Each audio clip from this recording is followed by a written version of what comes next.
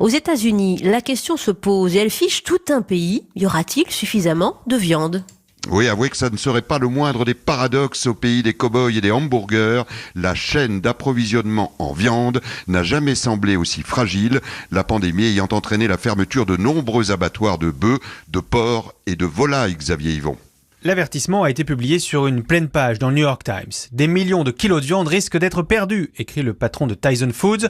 Ce géant américain de la viande a dû fermer son immense abattoir de porc de l'Iowa, le plus grand du pays, et c'est loin d'être le seul exemple. Ces usines gigantesques sont des foyers de contamination en puissance, explique Ariane Daguin, patronne de D'Artagnan, un fournisseur de viande de qualité du New Jersey. La moyenne dans les gros, c'est au moins 1000 personnes. Chacun coupe un morceau de viande ou un petit bout de morceau de viande. Les employés sont collés les uns aux autres sur les chaînes d'abattage, ce qui fait que la personne qu'on n'a pas identifiée comme contaminée, elle a eu le temps pour contaminer tout le monde. La production de viande de bœuf a ainsi chuté de 25%, celle de porc de 15% selon le ministère américain de l'Agriculture. Si certains craignent une pénurie en magasin, Ariane Daguin se veut rassurante. Il reste énormément de viande à écouler, dit-elle, puisque la restauration n'achète plus rien. C'est pour les éleveurs en amont que le problème se pose. Faute d'abattoir, un producteur du Delaware a décidé d'euthanasier 2 millions de ses poulets. New York, Xavier Yvon, Europe 1.